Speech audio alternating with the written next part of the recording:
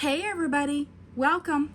Today there's a lot to talk about and we are going to continue on with the Join the Jewelry journey, and it's the letter H today. However, there's a couple things I want to discuss before I start the show.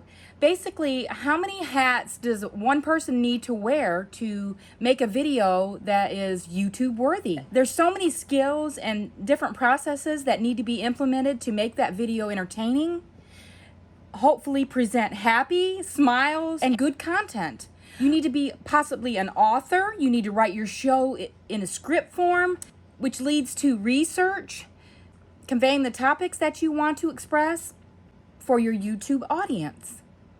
You'll need a camera with an external microphone, good lighting, a tripod. You need to have storage and video editing software. So try to master that gear and upgrade as you go. Prepare your filming locations and different things that need to be camera ready with minimal visual distractions. To help yourself relax on camera, treat the filming process as a conversation. So basically you need to be a storyteller as well.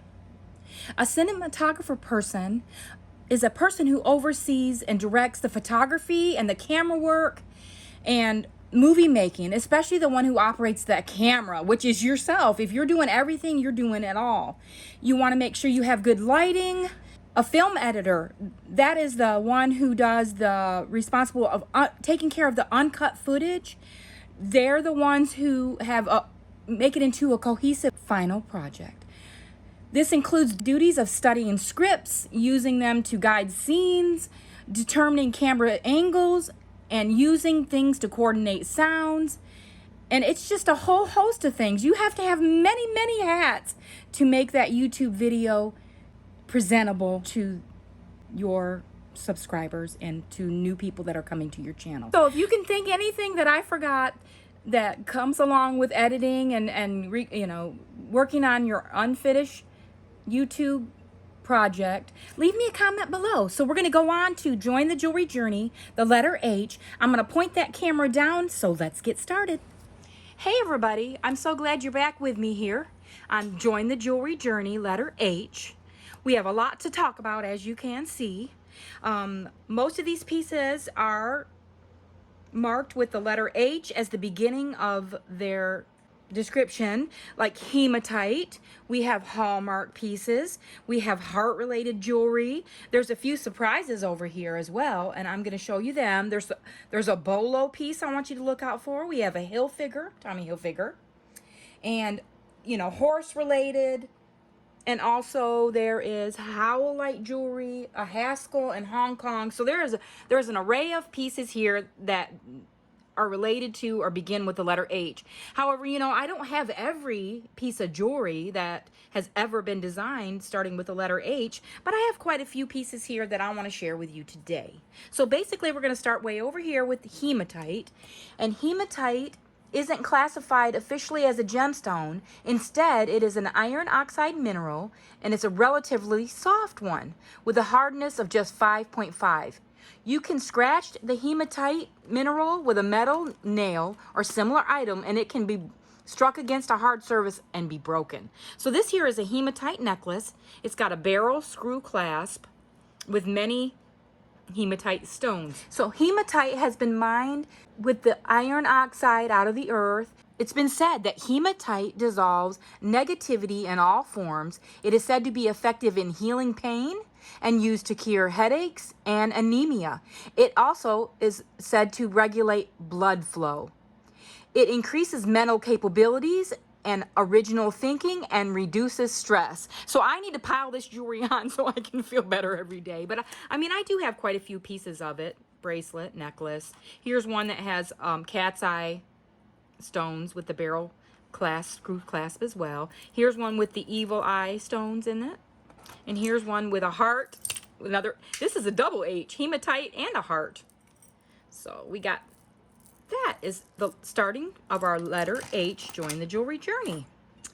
Now we're going to move on to Howlite.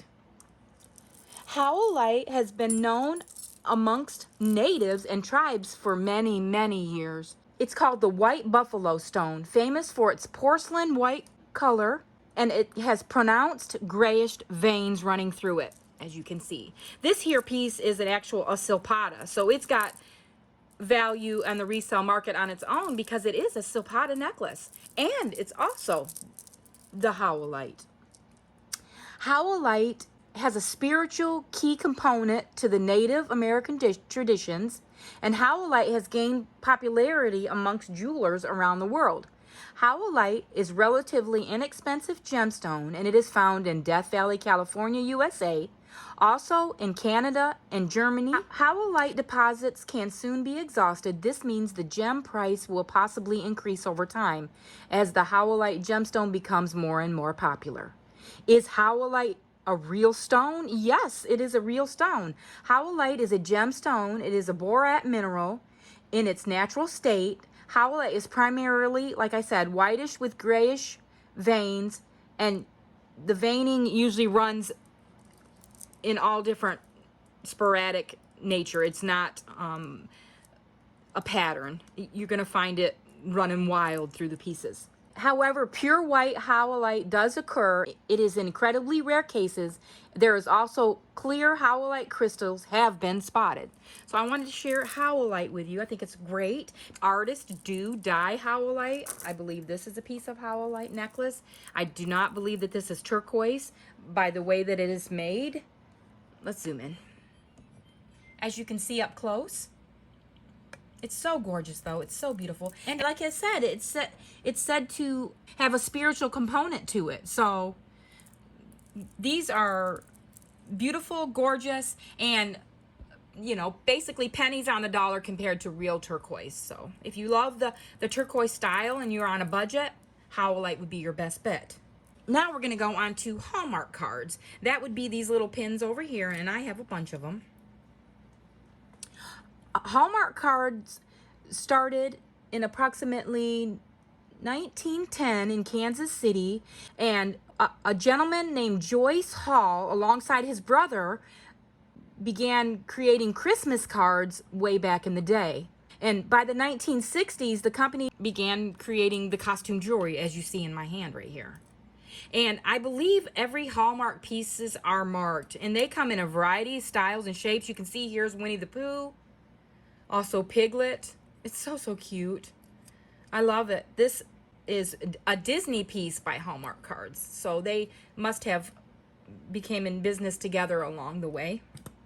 Also, the jewelry is not just the plastic little brooches. There's metal. Here's a Hallmark card, INC. Looks like an actual envelope with X and O letter. I love it. I love this little brooch. I think it's super, super darling. Also, this necklace here looks like a piece of, possibly be a crystal. Let's zoom in. Look how gorgeous that is. It's just simply beautiful. Another Hallmark piece. And there's just a bunch of different ones here. Another little pin that looks like a little reindeer for Christmas time. This says 1983 Hallmark cards. So this is vintage. This is from 1983. 83 is what, 40 years ago? Yeah. This is a 40-year-old pin I'm holding in my hand. 40 years. I'm in awe of it, and it stands the test of time. I'm just in love with these little Hallmark pieces. And there's, stainless steel Hallmark. This little ballerina pendant charm. An enamel one from Christmas, Hallmark, and so forth. The list goes on. There's just so much you can collect if you're a Hallmark lover, which I am. I love Hallmark stuff. This has a cute little hang tag that says Hallmark. I might have it upside down. Give me my piece of paper again. See if we can focus in on it. And I do. I think I have it upside down. One moment. I'm going to check it with my loopy loop. No, I have it right. Accents by Hallmark on this little hang tag. And look how darling it is. It's just so dainty and so cute and so sweet. It actually has a little crystal in the center of a little round pendant on a beautiful gold home chain. So that's what we have on our Hallmark journey. Also, one of my favorites is the Hollycraft. Hollycraft, I only have a couple pieces. When I put them in my eBay store, they sell out very quickly. And Hollycraft was established in 1938. The journey was approximately till 1971. Hallmark is often recognizable at a glance. The company uses small, often pastel stones that are glued in place rather than prong set, so buyers will know that this is their pieces. Hallmark is famous for making Christmas jewelry. As you can see the Christmas tree here. I believe a couple of these little glued in stones are missing. However, that is an easy fix. You just find the right ones that match and just, place them back in. However, if you do sell this piece, I would divulge it in your description that you did repair it. But their markings are on the back and they do say Hallmark. Let's zoom in. I got it upside down, of course. But right there is a Hallmark mark, right there. Also on the tree, it's on the little stem or stalk here, Hallmark right there. But this is probably one of my favorites on the table right now, the Hallmark. I remember when I first came across a piece in 2016 or 17, and I was enamored by it. I love it. I just think it's absolutely gorgeous. It just stands the test of time. Hallmark is vintage now. It's not being created anymore. It was established in, like I said, 1938, and the time that they went off the market was 1971. So just wanted to share that with you. And there's a lot about it on Google. I'm just sharing some highlights of these H-related jewelry pieces. So that's Hallmark. And I have a BOLO I want you all to look out for. This is a newer piece. It's called Heat. I had never heard of it before. It is created with luxurious Swarovski crystals, leather and metal, including they have couture bracelets. So watch out for this brand. This on the resale market could possibly still bring a resale value of, I want to guess between 40 and 60, somewhere in between there, 50-ish. And it seems kind of simple, but it's the actual brand, Heat. So just BOLO this one. Make sure you be on the lookout for it. It is new to me, and I'm a fan. I love it. So that's another H piece. We have Tommy Hilfiger back here, piece. Still in the box. I got this in a 20-pound rescue box, which was purchased for approximately $80, and this one on the resale market possibly would bring about $30 on its own. But Tommy Hilfiger's career began in fashion in approximately 1968, where he co-founded clothing. It was a store named People's Place in upstate New York.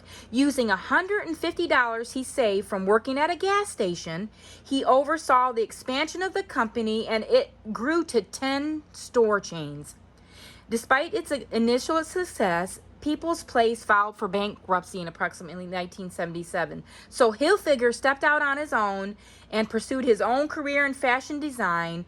And in the early 80s, he began the Tommy Hilfiger brand, and it's still operating to this day. So if you know anything about Tommy Hilfiger, it is a nice, substantial brand. So that's that. So what we have now are house pins made by Lucinda. We have it right here. All are created by layering decorative paper over thin slices of wood or plastic, which is decorated with paint embellishments and then clear coated with resin. And if you see a house's pin by Lucinda, it is distinct and you will not forget it. There's the mark on the back. What is so great about this, and why I'm so happy that I have a piece to be able to host for you today, this is a nonprofit. Lucinda Incorporation registered in 1995, the trademark, and they ceased to exist in 2014. So they are off the market. What you find is all they have out here.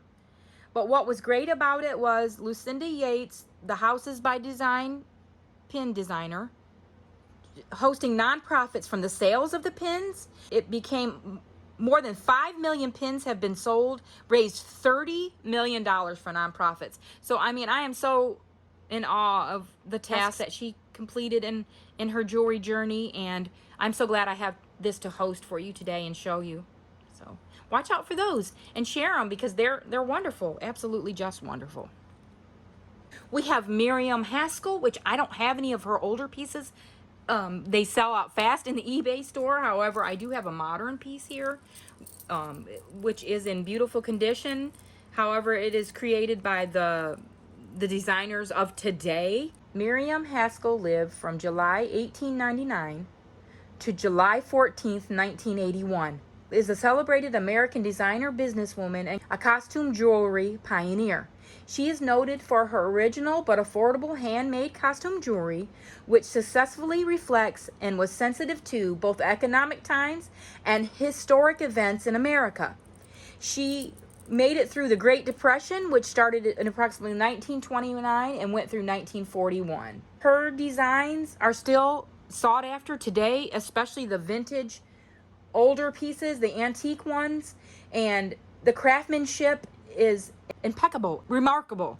I just wanted to share that I do have a piece of the modern one today. This one sold for $40 new. So if you ever see a Haskell piece, which I don't have any, I'll pop up here what a piece looks like right here in a pop-up so you can see it. But remember the name Miriam Haskell, very important jewelry designer from our history. Basically, there is some random things that I have here, although they do pertain to the letter H. I have horse-related jewelry here. I have this pin here, and I believe it's older, just by the design of it and the way it's made. It has a patent pending. It has a U right here, which the U, I'll pop it up what it is. I forgot to get the actual name of the creator of this pin, but I'll pop it up so you can see the information on that. Also, I got cute little handcuff earrings. This will all be just fashion jewelry, nothing silver or gold, however, silver tone. But these little handcuffs are so cute, and of course the letter H. How can you not put it in here? Cute little horse-related cowboy boots. A little southwestern style bracelet. Horse-related cowboy. So that's so cute. I love it. Cute little earrings, as you can see. And then, of course, I did throw out here some charms that are hearts, that are lockets. This one is a gold-filled one. You can, of course, put your pictures in there. Most of y'all probably know about different lockets. This one says Grandma, which would be me. This one is a cute little heart one as well. You can put some pictures in there. And this one as well. I just love them. I think they're terrific. They need some cleaning. They need a little bath. But other than that, here's a mother of pearl heart necklace. Mother of pearl with a cute little rose front and center. So super gorgeous and so sweet. This is a sterling silver heart necklace with some faux gems, possibly CZs, but it's heart related, and it actually has a mark. Stand by. It has a 925, so it is a vermeil, which is a gold overlay, a gold wash over the silver. I mean, I can show you these cute little heart fashion earrings. They're new, old stock. I believe these are older by the way they're made. Also some hypoallergenic ones. I want to say these are possibly from the 80s. So sweet. And so forth. Here's a hope bracelet to support breast cancer research. Yep. There's some Hong Kong jewelry over here in this area. Let's see if I can show you a few of those real quick. And I believe Hong Kong is still creating jewelry today. So there's a whole nother video that possibly could be made out of just stuff made out of Hong Kong. I mean, I got probably the most jewelry I have laying here is out of Hong Kong. All this is Hong Kong jewelry. So another H related jewelry, and even some silver tone. There is a harmonica here. I was showing my grandson this earlier, and he said, does it really work? And I showed him, and it does. It absolutely works. Another. It's also named Honor or Honer, and it's a harmonica, so double H. So I would like to say thank you for stopping by, and I hope you enjoyed the video today and maybe learned a little bit about our jewelry journey letter H today. And we'll see you on the next one, hopefully tomorrow. Bye-bye.